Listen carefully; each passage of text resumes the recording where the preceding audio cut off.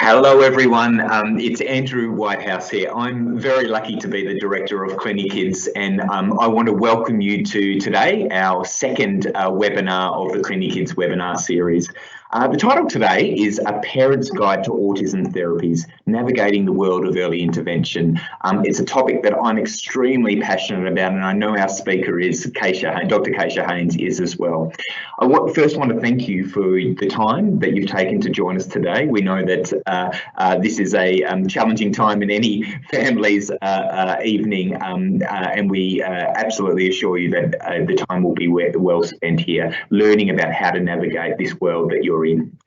So firstly, at CliniKids, really our mission is to implement cutting-edge science into the world of autism early intervention. At CliniKids, amongst that, really what a core part of what we do is focusing on you, and in particular, the focus on you and the beautiful little human being that you brought into this world. And that really is what we want to talk to you today about, how to remain the focus of you and your beautiful child through the autism early intervention process. Our speaker today is Dr. Keisha Haynes. Keisha is the Clinical Services Manager at CliniKids. She steers the clinical ship at CliniKids, and we're extraordinarily lucky to have her do that. Keisha brings a lifetime of experience and skill to CliniKids, and you'll see that on display tonight when she talks to you about all of the different ways that you can start to find and make sense of the autism early intervention world. Today, she's going to be presenting on a topic that she knows a huge amount about, and that is about autism early intervention.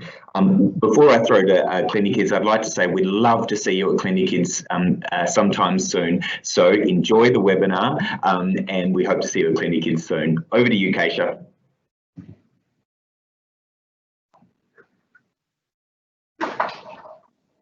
Thanks so much, Andrew, for that lovely introduction. And I'd like to second what you've said in welcoming everybody here tonight. We understand that your time is incredibly precious, and we're really thrilled that you've chosen to spend an hour of your time with us tonight.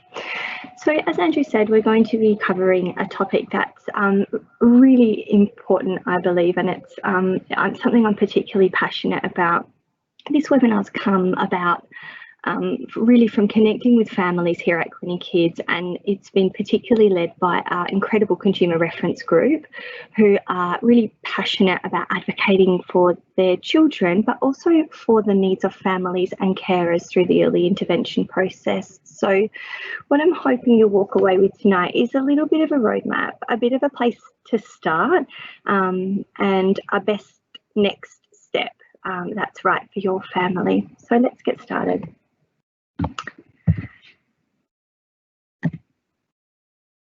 We're going to cover a few things tonight, and we're going to start with a topic that's really important and something I feel really passionately about, which is supporting parents and carers through the early intervention process. We're going to talk a little bit about what you need to know before you get started. You know, what is autism early intervention? We're going to touch on evidence-based practice in early intervention, and we're going to spend a little bit of time on this because the terminology is thrown around quite a lot, and I get the sense that parents would appreciate a better understanding of what evidence-based practice in early intervention is, what it looks like, and how they can know if their child is receiving an evidence-based early intervention. We're going to go through the types of autism early interventions in categories. We're not going to go through every single one because we don't have 100 hours, but we're going to go through the categories of early intervention. And then we're going to spend a little bit of time talking about what early intervention looks like here at CliniKids, which I'm particularly excited to share with you. We have created an incredible clinic that provides a whole family approach, and I'm really excited to talk you through some of those therapies that we're offering. And then we're going to end with some helpful resources and links. We are just one service provider. There are incredible service providers out there offering really high quality interventions. And there are also some incredible support agencies who I've been lucky enough to spend some time with, who are really passionate about connecting families to the right supports. So we'll finish up with that.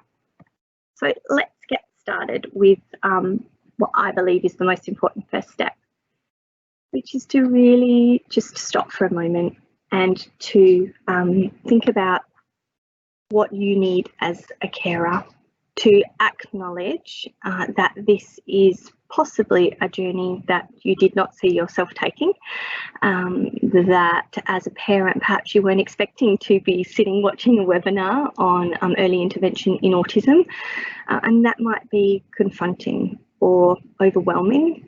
You might feel quite lost and confused. There is so much information out there. Equally, you might feel really motivated and excited that, okay, we finally got some direction here. Let's get started. However you're feeling is absolutely okay. So I would really encourage you to just take a moment to accept that you're an important part of this process, and that in order to move forward, accepting how you're feeling and acknowledging how you're feeling is important. Then I would really encourage you to ask yourself, what do I need? What do I need to continue to move forward with my child's early intervention? Does that mean asking other people for support, my friends, my family, if your family are a support to you? Does it mean reaching out wider to community supports like Calparin or DDWA, or is my school a really good support? Can I ask my service provider to really consider me in the picture? So we're talking about that because we know that parents of children with autism have really unique experiences, but there's also commonalities in that experience. So we're going to talk a little bit about the great stuff that comes up in the research about raising a child with autism. So first, what parents tell us personally, and what the research tells us, is that they've got this newfound appreciation for every milestone, for every new skill. I can't tell you how incredible it is to be part of a family's journey when their child says their first word or brings something to show mum or dad for the first time. It's incredibly joyful, and it's often overlooked with neurotypical development, because those milestones are expected. But when they're a little bit delayed, or when the developmental trajectory isn't going as expected, those skills are so celebrated. So find joy in those little things that are actually huge wins. We also hear that parents have improved connections with their community, and they're meeting people that they might not have met if it wasn't for their little one. We hear often that, finding the right support group was just the most empowering experience, because I actually don't have to say anything. I can just turn up exhausted, wearing my trackies and my Uggies if I need to, and someone will just know that I haven't slept and that I need a cuppa and a chat. And those friendships and those connections are really made more meaningful by the shared experience. Then there's the personal stuff, the personal growth and development that we hear about, and that's when parents sort of say, wow, when I reflect on the type of person and parent I was before I had a child with autism, I'm not super proud. But since I've been on this parenting journey, I'm more compassionate. I don't judge that child who's having a massive meltdown in the supermarket. I greet that with compassion and patience and understanding. So those are some of the really lovely things we hear as professionals in this field, and also what the research tells us. I'm really aware that I'm speaking to a large audience of parents tonight, so I'm sure you would be able to add hundreds more things that bring you personal joy about parenting your unique, incredible little human. But along with the great stuff, there's also some difficult stuff as well. And I think it's really important to acknowledge, I don't include this to paint a picture of a sort of doom and gloom. I include it to really share with you that we see you and your experience is not always joyful.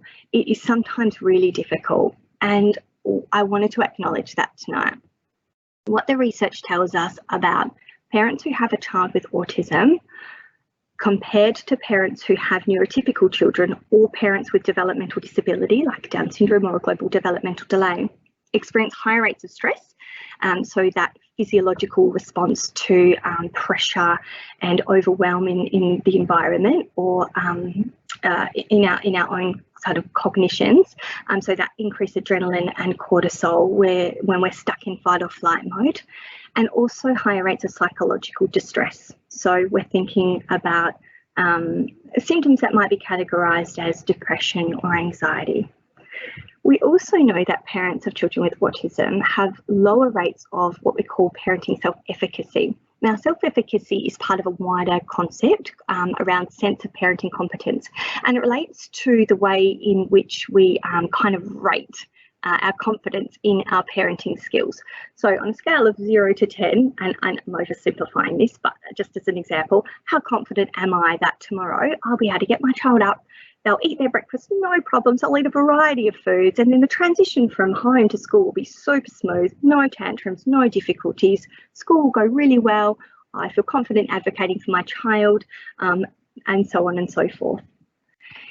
It is very understandable that self-efficacy is rated more lowly among parents of children with autism because of the complex tasks that are required. It can be incredibly difficult to manage transitions. So when there are 3 to 4 transitions in a morning, that's going to make the morning more difficult. So we know that self-efficacy is rated as lower and that there are higher rates of stress and distress. So why are we talking about this tonight in a presentation about early intervention? Well, I think it's important for lots of reasons. Firstly, you are a human being and you deserve support and acknowledgement through this journey.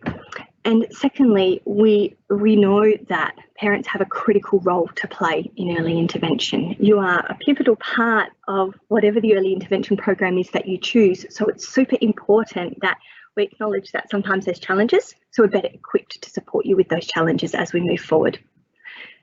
Because parents play such an important role in the early intervention and require support, the research has been quite extensive in this space. And what we know is that interventions that involve parents in a really positive way, so they're empowering and supportive and supporting parents to lead their own interventions, have a positive impact on parenting self-efficacy and parental stress. So rates of stress decrease and rates of parental self-efficacy increase. We also know that wellbeing in the whole family system improves and that resource allocation improves and that overall effectiveness of the intervention improves. So I hope that you can see how valuable and important you are, how deserving of support you are, and not just for yourself, but in order to really make sure that the intervention that you choose is going to be a good investment in your time and is going to improve outcomes, not just for your child, but for you guys as parents and for the wider family system. So let's start to talk a little bit about autism early intervention. What is it? It's defined as specialised support as soon as the need is identified. Again, I'm very aware that I'm preaching to the choir here. You guys would be able to describe your experience far better than I ever could. But what we hear is, I knew very early on that my child was developing a little bit differently. So I've taken my child to the GP or the paediatrician, and at that point, either the concern was it was agreed that there were some developmental concerns, or I followed quite a long process to have that acknowledged. As soon as that need is identified, the specialised support should begin. Typically focusing on the 0 to 7 age group, excuse me, and that the focus will differ based on many factors. So we're not just considering the child, we're thinking about what does child need, what does family need, what age and developmental stage is a child at, accesses to resource, etc. So then what does evidence-based practice look like in autism early intervention? In order to answer that question, we've gone back to two reports that are appropriate to the Australian context. The first report is a report that was commissioned by the NDIA in 2016 to really better understand what support needs children with autism required or would benefit from. And there were three main points of that report. One, what supports are best practice? Two, what levels of support are required and how do we determine that? And three, what is the review process and what factors should be considered in that review process?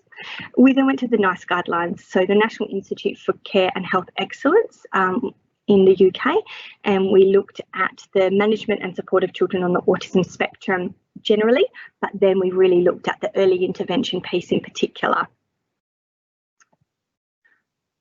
And I wanted to start with this because this is the question we get asked the most without a shadow of a doubt.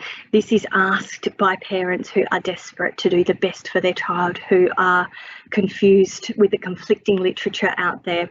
How much intervention does my child need? What would you recommend? What's best? What we can say clearly is that there are no standard guidelines at the moment for individualised recommendations that account for child and family factors. We don't have a guideline and we don't have an algorithm that says for this child who presents with these strengths, but these challenges and difficulties, with this family system, we would recommend this much intervention. It simply doesn't exist.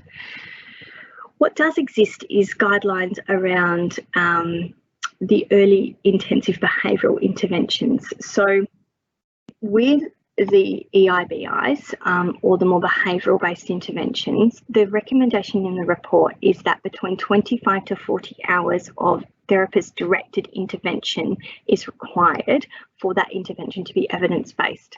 So essentially what that means is all of the research that you're reading that says those EIBIs are really gold standard and most effective, that is when they are delivered at 25 to 40 hours. For more general intervention principles, the recommendation is for 20 hours of interaction. So the early intervention simply needs to include interaction with the child that is meaningful and purposeful and goal-directed. That can be delivered by any key adult in that child's environment as long as it follows the principles that we're about to discuss. What should it look like? How do I know if an intervention is evidence-based? What should I be looking for as parent? So the report was clear that there's no sort of one intervention that's recommended, but there are key support elements that underpin evidence-based practice in early intervention.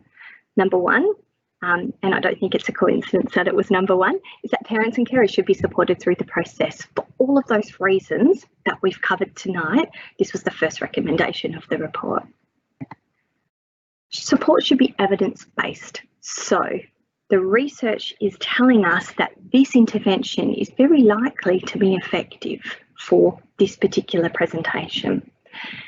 The intervention needs to be delivered using a family-centred approach. So the whole family system is considered when making decisions about the intervention and the way it's delivered. And it needs to incorporate individual planning. So autism aside, who is this incredible, unique human being in front of me? What are they like? What are they good at? And what excites them? How can I, as the adult, connect with this child? And that's the place that we start. So we really need to be taking into account family preferences. So these can look like cultural preferences or specific learning preferences, family preferences around an intervention being therapist directed or parent directed.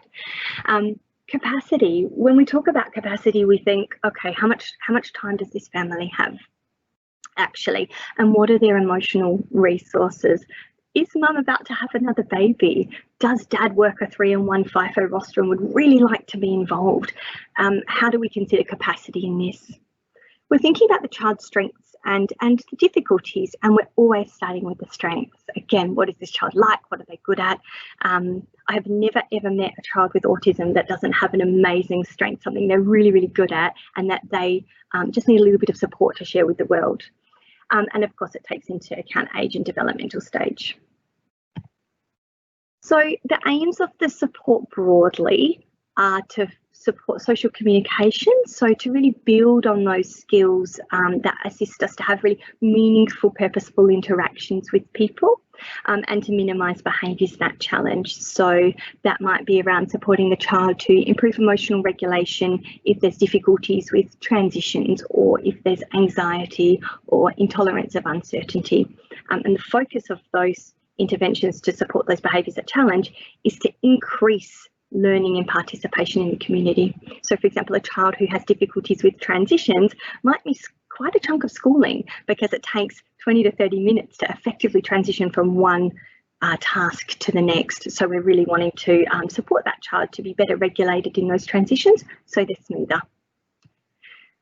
And environmental modifications that build on opportunities, excuse me, and provide an opportunity for adult-based support are recommended. So what this means is that us as the adults, we need to take the lead, and we need to be looking at the environment and going, what needs to change here? What can I change to improve my interaction with this child, and to increase the likelihood that this child will respond in a meaningful way?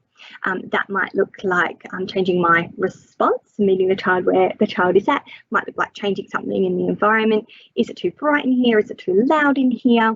It might look like putting learning modifications in. So does this child need a timer or a visual schedule? Or is it more around wider support in the environment? So how can I upskill and empower everybody in this child's life to have a consistent approach to supporting the child? And this is a really important point. There is no one evidence-based intervention that's recommended. There are many interventions that are evidence-based that can use these strategies to achieve these targets. So we're not thinking about intervention needing to look like this intervention, but early intervention needing to incorporate these key principles to be evidence-based. Who should be delivering this intervention? So we're thinking early intervention needs to be provided by knowledgeable, competent allied health professionals. Now, in Australia, that looks typically like a speech pathologist, occupational therapist, clinical psychologist, physiotherapy, exercise physiology, social work, and all of those allied health professionals need to have not just an understanding of autism spectrum disorders, of course, but be really knowledgeable and competent in the behaviours that commonly challenge. So as we were speaking about, that difficulties with emotional regulation that come with transitions, intolerance of uncertainty. So how can we support those behaviours that challenge? The individual providing that therapy for you should be knowledgeable about not just ASD, but also about that. Then we're thinking about what else typically occurs with autism, or more commonly occurs with autism than it does in the general population. So again, I'm talking to a very knowledgeable audience here, but sleep difficulties, feeding difficulties, difficulties with mental health, so anxiety, social difficulties. How can your allied health professional support you through doing that? They need to be knowledgeable and competent in the management. And this, I don't particularly like this wording, but I have pulled it straight from the report, but the impact of ASD on individuals and families. And I think first and foremost that the allied health professional should really be knowledgeable on the positive impact that children with ASD can bring, not just to the family, but the community more widely. My life would be significantly less joyful and less enjoyable without the families that I work with. So I think it's important that you're working with someone who acknowledges that the impact of being around children with autism is actually really largely very positive. But we're also thinking that we need to acknowledge that impact that we were discussing before, that parents will be likely experiencing high rates of stress and distress, and will need supporting around that. Then individualised care. So again, who's this little amazing human in front of me, and how can I provide an intervention that supports where this child is at and where this child would like to be? And of course, skills for communicating with the child. So can my professional tailor their interaction to really suit my child? Multidisciplinary teams are recommended as best practice. So you've got lots of allied health professionals working to the common goal of supporting your child to reach their potential. and parent-mediated intervention should remain a focus. So those interventions that heavily involve families and parent-led should be the focus. This wasn't in the report, but I'm going to add it in there anyway, that I believe it's really important and that the individual administering a manualised intervention, so like an early start Denver model or an intervention that's based in applied behaviour analysis, needs to have the relevant qualifications. So they need to be either ESDM trained, for example, or they need to be a board certified behaviour analyst or a registered behaviour technician. So we've covered who should deliver it and what should it look like. Then we're going to talk about how should it be reviewed. So the reports encourage really regular, so formal, standardised assessment measures or questionnaires, and informal clinical interviews, team discussions to evaluate the program's effectiveness with the family and the clinical team. So it needs to be collaborative. And we're thinking about, do the supports need to change here? Are there new goals? And if so, what are they? And do we need to switch the therapy up a bit? Do we need more or do we need less? And that yearly reviews are really important. So these are the reviews that are more standardised and formal, and they take into account adaptive measures. So how does this individual navigate his or her environment, and how successfully are they doing that? And what is the social communication development been like over the past year? And then these reviews should account for the functional impact. So yes, my child has difficulties in emotional regulation, but what does that mean? Well, it actually means that it limits his opportunities for meaningful social interaction because he's really distressed whenever he goes into a new environment. Thinking about what the child's good at again, and where the areas of need still remain. So what are the types of autism early interventions? They're categorised into 7 main types. We've got behavioural, developmental, combined, family-based, therapy-based, medical, and alternative. I'm only going to be speaking to you tonight about the first 5. Number 6 and number 7 are well outside my area of expertise. So if you're interested in a medical intervention, or if you're considering one of the alternative interventions, I'd really encourage you to see your GP or your trusted health professional. With behavioural interventions. So these are interventions that are typically based on the principles of applied behaviour analysis. So they're really focusing on targeting behaviours that are socially meaningful in a really systematic, scientific way. These are typically therapist directed, so they're typically led by a therapist. The sessions are with the therapist in the lead. And they can be used to teach a wide range of behaviours and skills. So we're thinking about anything from sort of expressive language to more specific activities of daily living, so tying your shoes or zipping the zipper.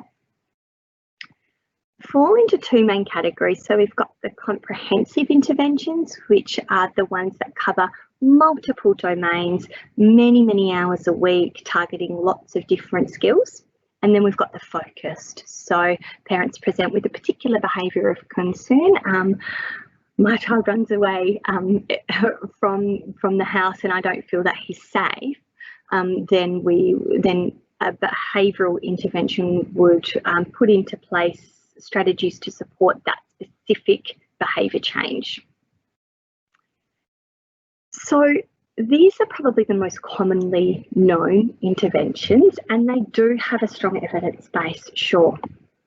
But I want to be really clear that they have a strong evidence base when they're delivered by an individual with the appropriate training. So those are individuals with a board certified behaviour analyst qualification or a registered behaviour technician qualification.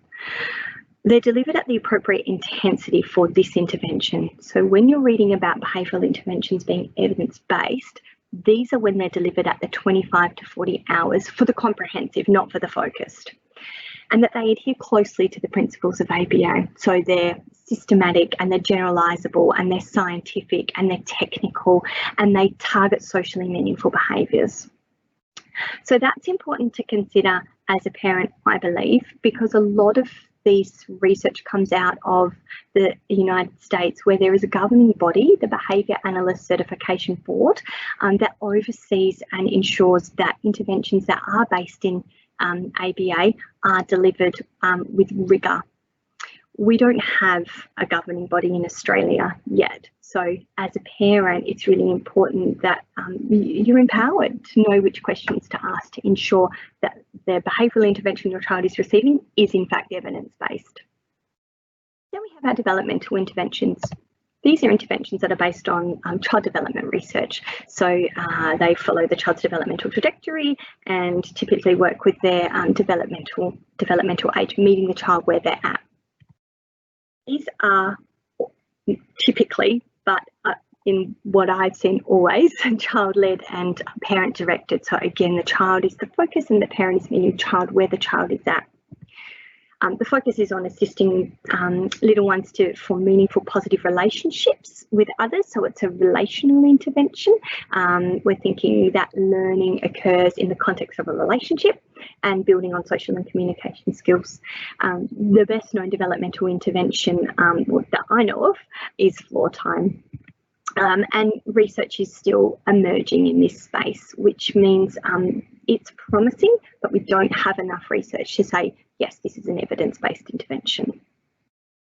Then we have the combined interventions. Now, these take typically the behavioural approach principles and the developmental approach and principles, and they combine them. And what that allows for is the characteristics of lots of different parts of the interventions, the evidence-based parts, to be brought together to improve effectiveness. These are often a combination of the therapist leading the intervention and the parent leading the intervention. And again, the most widely known combined intervention is the Early Start Denver model, or the ESDM. We're really excited to now be offering JASPER, which I'll talk to you a little bit more about later on this evening. That's also a combined intervention. Again, there's an established evidence base for some interventions in this space, such as the ESDM.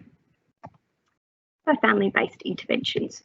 So these really work on the premise that the family is key and central to the effectiveness of the intervention. If we don't look more widely than the child, then the intervention isn't going to be as effective.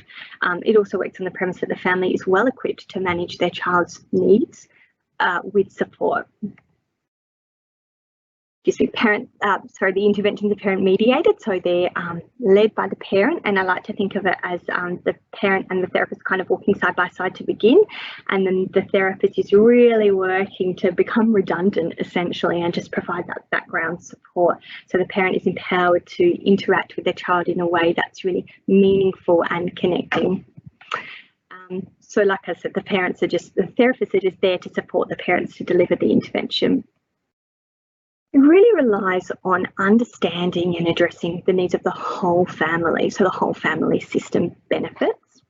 And there are some established interventions in this space that have established evidence. The Hannon More Than Words program is one, and PACT, which is Pediatric Autism Communication Therapy, is another, which I'll be talking to you a little bit more about shortly. Then we have our therapy-based interventions. So these are specific interventions that most of you will be very familiar with, your speech pathology, clinical psychology, occupational therapy. And there are others. These are the ones I'm most familiar with. So in this space, the use of evidence-based practice is a really important consideration, because currently a therapy-based intervention isn't actually evidence-based as such. It's very individualised and specific because it's really variable. The quality of the intervention that you will be receiving will be largely dependent on the individual that's administering the intervention. So you really need to be thinking, how is this intervention evidence-based? And I'll be supporting you with some helpful questions later on that will hopefully help you better understand if the intervention is evidence-based.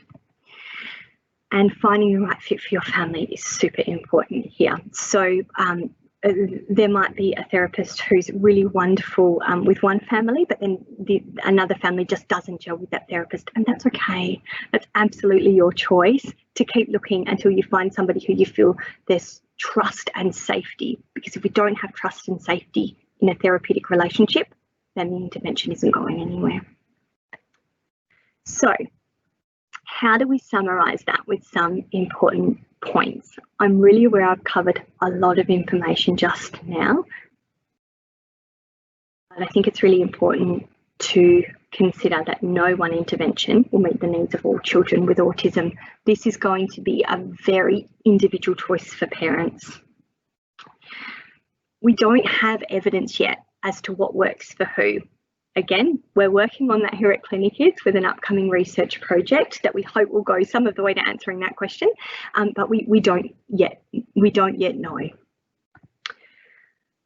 And we really need to consider that family priorities and goals will change over time. So while we might say, actually, this intervention is really appropriate right now, if the child then suddenly has a sleep regression and isn't able to learn and engage because they're exhausted, then we need to be adapting to that and changing our intervention based on what's important to the family and the child at that time. So what do we do in this space here at CliniKids? How do we take everything that we've just talked about, that family and parent support is super important and actually is pivotal to what we do, that the key underpinning features of an evidence-based intervention are really clear, and that every child is unique and individual, and we don't yet know what works for who. What we do here is we think about early intervention being three things. It needs to be evidence-based. So it needs to be showing really good efficacy and effectiveness, in the literature, and then it needs to be showing as well good outcomes, right? So then we are implementing interventions that we know are likely to be effective, or the research tells us are effective for children with autism. We're also thinking about being innovative. So we are well aware that there is a high calibre of allied health professionals and service providers in Perth.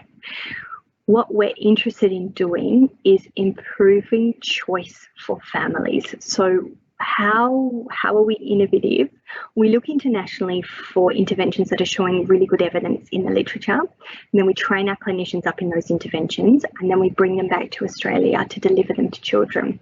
Now, what we're hoping to do, and what we've already started to do actually, is to then offer that training more widely to clinicians in Perth, Western Australia and Australia, to ensure that children everywhere have access to really timely evidence-based interventions that were previously not available in Australia. So that is how we are innovative.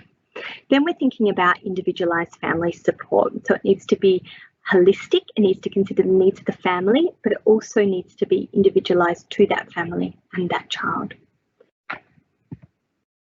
So how do we do that? I'm going to run you through some of the interventions now, and I will let you know that at the end of the presentation there will be an email address for you guys. So if you want any more information on any of these interventions that we are discussing tonight, you can just send us an email and we will give you that information, no problems. So we offer the Early Start Denver model, and that is a combined intervention, as we were talking about. That's developmental and behavioural, and it's evidenced for children aged 2 to 5.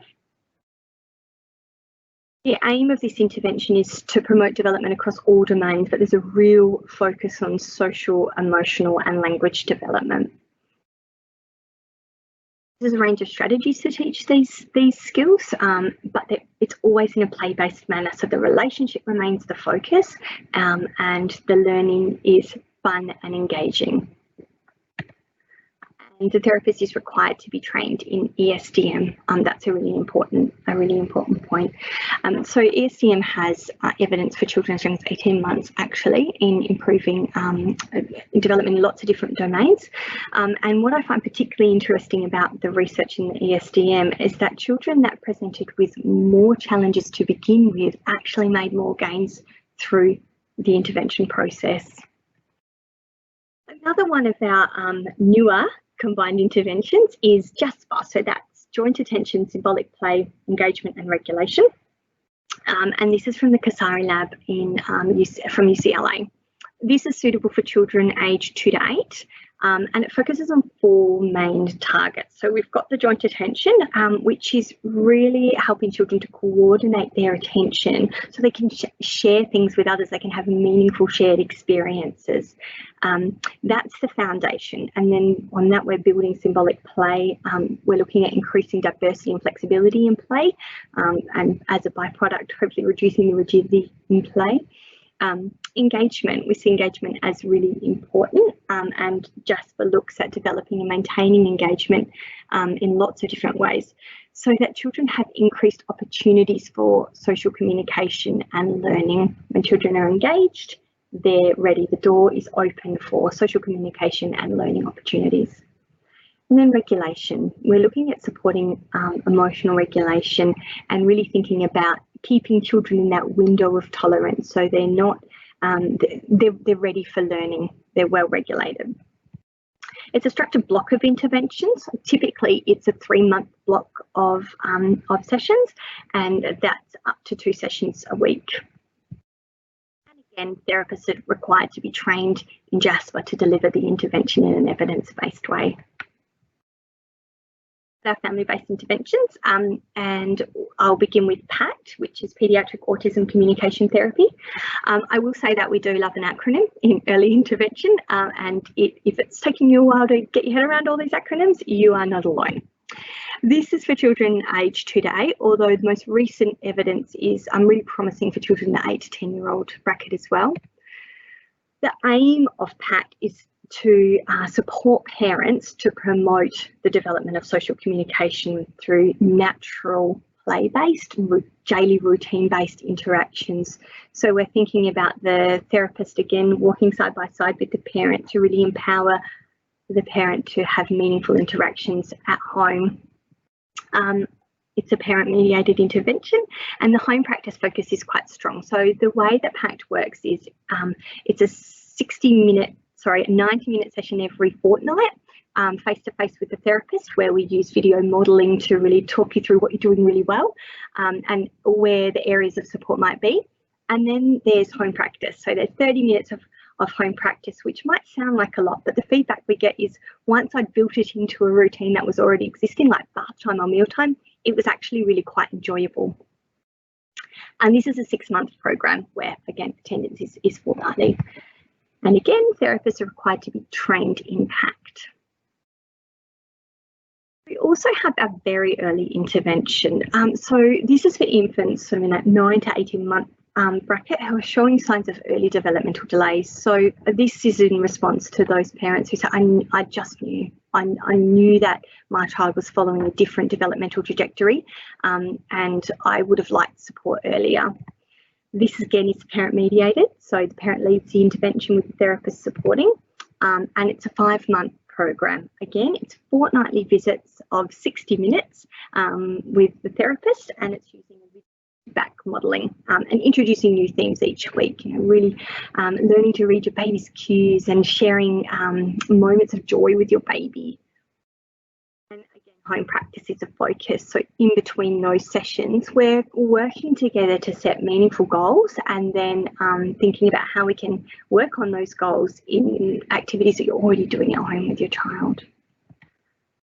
So the therapy-based intervention here at CliniKids, as we were saying earlier, the evidence-based practice in therapy-based interventions really needs to look strong. So the way that we do that is we ensure that all of the interventions that we deliver have shown efficacy in the research. They've shown good outcomes, and we then pair that with goal-directed interventions. So those collaborative goals that are set with parents and the allied health professional and the other key workers in the child's life, and those goals are regularly reviewed. We combine clinical expertise and judgment to make sure that the evidence-based intervention is individualised to your child. And then we think about the whole family system as well. So actually, how can we expect mum or dad to be ready to go if they haven't slept in 3 weeks? That's unreasonable. We need to maybe start with supporting the sleep first and then talk about the intervention itself. and we have a strong multidisciplinary team focus. So allied health professionals work together collaboratively to help your child reach their potential. So we track progress in a few different ways here. We have our manualised interventions, which have typically their own inbuilt tracking progress systems, so checklists that are delivered pre, during and post, along with any other measures that the clinician feels would be useful and would value add to better understanding your child. And then we have our therapy-based interventions, which can either be standardised assessments, so again, your assessments of movement, or standardised speech assessments, or child behaviour checklists, for example. And then we have a collaborative review of goals, which is ongoing, and that looks like a review within the multidisciplinary team, a review with the family to make sure that the goals we're working on are actually still priority for you guys. And then we have CliniBank, which I'm particularly excited about. So CliniBank is a research project that's running here at CliniKids, and what it allows us to do is two things. It allows us to track child progress over time, but it also allows for us to take wider data, to collate all of that data, and to then retrospectively analyse that and say, wow, okay, this child responded particularly well to this intervention. Actually, there are lots of other children with similar characteristics that responded well to this intervention. So we're really working towards answering that question of what works for who. The way that CliniBank works is that first and foremost, you need to consent. We certainly won't be running these assessments or even asking you to be part of this research unless you've ticked that you consent yes to being contacted for research in your initial intake form. These are assessments that are split up over 2 sessions, and they are autism specific assessments, developmental assessments, social communication assessments, and parenting wellbeing assessments. And this is at no additional cost to you as a family. It allows us to track your child's progress over time, and also allows us to really start to work out that question, what works for who.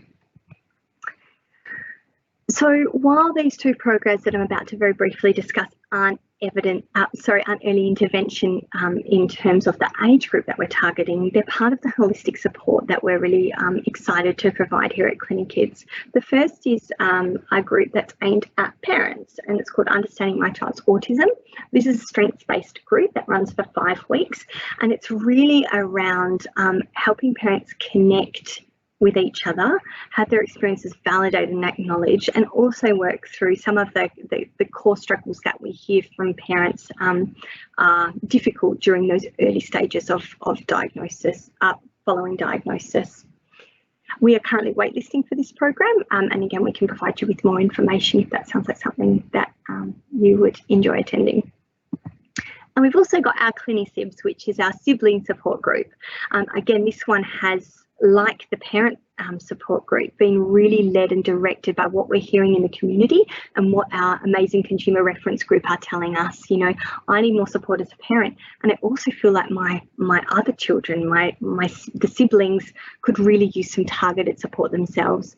So this is a group that's aimed at 7 to 11-year-olds who have a sibling with autism, and again, we really encourage parent involvement with this. Our job is to sort of become redundant and to empower parents to have these conversations and to support their children, which parents innately know how to do, but the stress and life gets in the way of doing that well sometimes. So the focus of this group is to really acknowledge the experience of the sibling. There are some great parts of having a sibling with autism. Undoubtedly, there are also some really tricky parts. So this group is designed to really allow siblings a safe space to talk about their experience and have that understood by the important adults in their life, which is you. And again, we are currently waitlisting for that group for term 3. Also, we've just developed telehealth. This is one of the great things to come out of the COVID-19 pandemic for us. We were pushed into this space because we really wanted to continue supporting our families, and it's been an incredible success. Our families have been really responsive and flexible, and are giving us feedback that actually telehealth is a really great way to receive some of their therapy services. You can have your initial family meeting via telehealth. That's our free initial meeting for families who just really want to have more information about our services and how we can help, and some therapeutic interventions can be delivered via telehealth as well. Okay, so we've covered a lot tonight, and I'm really aware that I'm talking to a group of people who are probably already quite overwhelmed. So I just want to really bring it back and simplify it into 4 main parts. So early intervention should be family-centred. It should consider the needs of the whole family system and really think about what the needs are, what the capacity is, and work from there. It should be evidence-based. So what does the research tell us works? What is the evidence for effective interventions? Intervention should be based on that. They should be individualised. So again, yes, my child has autism, but he's also incredible in so many different ways. Help me build on those strengths. Or these are the core difficulties that we're having. How can the intervention be individualised to make sure that it's supporting those needs? And then it needs to be monitored and reviewed. So those are the standardised assessment measures that we were talking about, or they're more informal reviews. So a chat together to collaboratively decide, actually, this goal is no longer appropriate, or he smashed that goal. Let's add a new goal in. So we've talked about, what is evidence-based practice, what works, and I'm aware that I'm talking to a group of people who are probably at very different points of their journey. So some of these questions may or may not be appropriate, but these are questions that we've heard from families have been really useful to ask. Are your interventions evidence-based? And if they are, how so? What can you tell me about your interventions? How did you decide to recommend this intervention for my child? How can your team support my child and my family? Yes, my child is at the centre of this early intervention, but how do you consider the whole family system in what you're delivering? How will we know if the intervention is effective? How are we as a family, apart from what we can see, going to carefully track progress over time? How can I be involved in the early intervention? How can I, as a parent, the most important person in my child's life, play an important role in the intervention? And this is optional, but recommended. I think it is such a question that really elicits meaningful, telling response when you ask your clinician, what do you love about working with children on the autism spectrum? What drew you to this work? What keeps you here? What are you passionate about? I really can speak for a lot of people. I've had the privilege of working with a lot of allied health professional service providers over the years, and I've actually never met one that can't answer that question with passion and joy. So look for somebody who's enthusiastic about the work that they do and who sees your child for who they are. So where to from here? I'd really encourage you to pause and think about the wider needs. What are your values as a family system? What are your priorities right now as a family? Because it might be that after listening in tonight, you think, I'm not ready for that yet. And that's okay. I don't have capacity for that yet. We're in the middle of a global pandemic. I'm just going to take a couple of weeks to find my feet. Absolutely okay. Consider what your child is really good at and how they tell you what they like and what they don't like, and where their areas of need are. Think about how you and your child interact. When are the moments when you're really connected, when you're interacting well, when you feel that moment of joy? And how do you best learn, and how does your child best learn? And what are the resources that you have right now? Realistically, time, emotional resources, finance, and how would you like to best allocate them? We offer an initial family meeting here at CliniKids, which aims to offer aims to ask some of those questions that we were just discussing, and aims to help you consider these questions here, really getting to know your child, understanding where they're at, and then thinking together about where to from here. Now, those initial family meetings are at no cost. We believe they're a really important part of the process, and families should feel confident and comfortable that they can come along and have a chat, and if they choose not to proceed any further, that's absolutely fine. So if you would like to book in for one of those initial family meetings, the information to do so will be at the end of the presentation. So, support services. As we draw to a close, it's really important to acknowledge that there are lots of different places that can meet lots of different needs. These are just some, but a really great place to start your journey is Calparan. I love Calparan. They're amazing. They're incredible at what they do, and they would welcome a call from you. The Wansley Early Childhood Early Intervention Service is, again, another great service that offers support in helping you to access the NDIS and beyond. Developmental Disability WA, another great support service for families who have a child with a developmental disability. And Positive Partnerships, more for the school-aged children, but equally an amazing service. Lastly, some helpful resources. So the Autism Handbook is an incredible resource that was really built from the ground up by a parent who developed what she needed, and I have incredible respect for that. It's really useful. It is the 2018 edition now, so some of the information may have changed, but well worth a look. The DSS website, Department of Social Services website, will offer you a way to sift through the service providers in your local area, who offers what, who's got NDIS, who can take NDIS funding, etc. And the Raising Children website, that's a really great place to go if your head is full of information about the early interventions and you'd like to know more specifically. So that brings us to the end of the presentation tonight, and I'm really grateful to you all for sticking around. It's been now is we're going to take some questions. So I am going to start to have a look at some of these questions and do my best at answering them. Whoops, I'm just going to go to the top. All right, so let's start at the top here. Okay, so with these family-based interventions, is there training available? Also, is the training available to a parent or just the therapist? Awesome, awesome question. So at the moment, the training is specifically for the therapist to support the parent to deliver the intervention.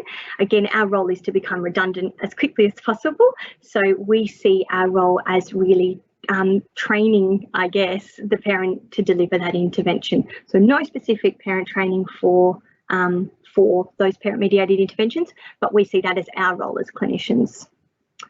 Let's move down. Whoops. That's easier. Okay, so we've got a question here about board certification for particular interventions. So do these boards and associations include lists of their members online? Again, great question. Here in Australia, we don't have the same governing body as they do in the States, so we don't have anywhere that you can find a list of registered practitioners who are BCBA or RBT. The DSS website will assist you with better understanding who is providing the therapy, so that's a great place to start. And the board certification for particular interventions is just for the behavioural interventions. Just looking at the time, we've probably got time for one more. Okay, so let's see here. What is the top age for a child to benefit from CliniKids interventions and services? So we are an early intervention service provider, which means that for the majority of our interventions, it's appropriate to access us from 0 to 7. We do have some evidence-based interventions for children aged 7 to 12, but the majority of what we offer is in that early age group. So that takes us to kind of 7:30 on the dot, and I'm aware that most of you are probably keen to get on with your evening. So I'm going to thank you once again for joining us and really encourage you to just reach out. If you've got a question we can answer, if we can support in any way, use the contact details that are on your screen now. And I hope that you can all walk away from this tonight feeling a little more direct perhaps, and I hope that you can all walk away from here with some self-compassion for the amazing job that you're doing as a parent. It's been a pleasure. Thanks so much for joining us.